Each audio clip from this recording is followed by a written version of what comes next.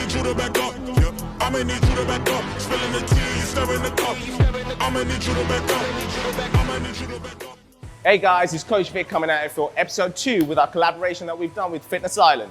Today we're going to be working on teaching you 3 different movements that you can incorporate to your routine to improve your squat mechanics. Now, 3 sections, 3 parts of your body that we utilize for squats. Our ankles for dorsiflexion to allow a good depth and range. Our knees to bend to allow us the range we have and to open those hips into that open position. But also our thoracic spine, your thoracic mobility to ensure that you can keep that chest up tall when you squat rather than cave down or hinge in a position like so. We want to teach everyone to have as much of a vertical position through their body when they squat and load their body in a squat motion. So the first thing we're going to look at is your dorsiflexion on your ankle. Now, what is dorsiflexion?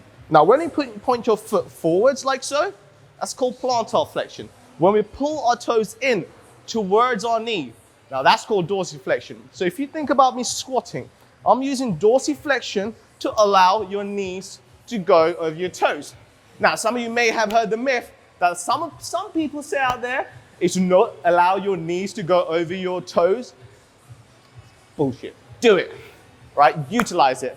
Because if you've got the range and the capacity on your knee and ankle joint to allow you to go into a good depth, especially if you front squat, you really need to utilize that ankle range to allow the knee to go forward enough so you can hit that depth.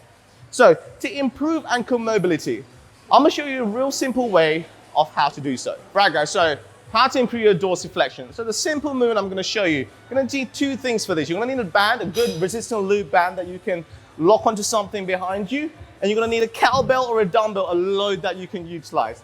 Now what I'm gonna get you to do is you're gonna thread that band at the very base of your ankle, allowing that tibia and fibula to get pulled back, creating space within that ankle joint.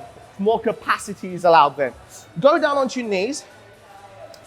First, before loading the weight through, you want to work through that range. So keeping that heel down, allowing the knee to go forward, hinging back. You can also work it forwards, slightly out, and bring it through. But the key thing is to keep a good grip on the sole of your foot with the ground.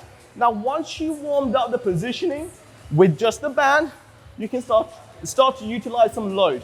So staying focused, allow that full range of movement. There you go, allowing that knee to go over your toes and transition back. Allow your knee to go over your toes and transition back. With this, you can spend about 60 seconds on each side, and you can do this prior to any kind of squat movement to ensure your ankles are primed to allow you good depth and good form when you squat. Right, so the second move, one thing we utilize when we go down to a good squat is the external rotation of our hip. So when we're in the base, is to really work on opening those knees out and your hips out to ensure you can get into a nice, deep, comfortable position. One of my go-to moves before I start squatting is called a hip cars. Cars means controlled, articulated rotations. So I'm going to demo to you what a cars is. Now, we're going to go onto your fours, like so. Make sure your hands are under your shoulders and your knees are directly under your hips. You're going to keep your toes pointed away. First extension is to make sure you're squeezing your glutes. You're not arching your back, you're bracing your core. From here, you rotate externally. Bring the knee up towards the elbow, control down. Work it back out to the external position, rotate to that strong position, activating the glutes, hinge back down, keeping those hands on the ground. Drive, rotate, abduct, down, out, heel up, hinge. Now again, with this movement, you want to conduct the movement for about 90 seconds on each side. You can do it for reps, but you want to have a nice high rep range because this is going to help you not only fire up your hip flexors, your glutes, but it's going to help you improve your capacity and prime up your hips before you squat or hinge during any lifts. And our third move, we're going to go work on your thoracic. Your thoracic is your upper to mid back section right here, right? Because a lot of us in the modern day, everything we do is in the front. We do a lot of thoracic flexion. We don't really do much extension. And extension is one of the most important parts. If you think, if you deadlift, to make sure you can pull your scaps back and to make sure your chest is up tight, you want to hold that position. If not, you'll see people here driving up. Same with squatting. If you have a front squat, when you squat down to that position, it's your thoracic range that enables you to keep your chest up and your elbows up. If your thoracic's weak, you're here.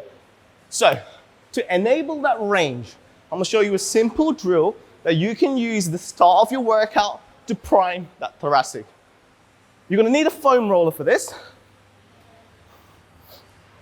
Sitting low, you wanna place the roller just underneath your shoulder blades, keeping your head in line and neutral to your spine, keeping the tension through your core, keeping the hands by your side, clench, prime it back, working on that full extension on your T-spine. Come back to that neutral position. Hinge, control, back in. Control, back in. Now what you don't want to do is rush this movement with your head back like so. As you saw me, my head was kept neutral and I'm allowing my range to happen just through my thoracic. All right, so the more slower and the more controlled you can do this movement, great. Again, with this movement, we're going to spend about a minimum of a minute on here. If you've got tight thoracics, you'll find it very challenging to extend that spine to enable you to bring your hands down. So work with your range and start to address this movement at least 2-3 times a week, whether you warm up or it's just at home if you've got a foam roller. Once you add these 3 movements to your routine, you'll start to see huge gains on your squat because your ankles are working better to load and push through your heels a lot more efficiently. Your external rotations on your hips, great, so you can work on getting that depth, especially if you're front squatting, overhead squatting, and to be fair, even back squatting. If you have a good, strong range, so your range of movement in thoracic's good, you're gonna be squatting immaculately. Guys, stay tuned for the next one, where I'll bring you more tips and treats about how you can improve your body's movement and performance.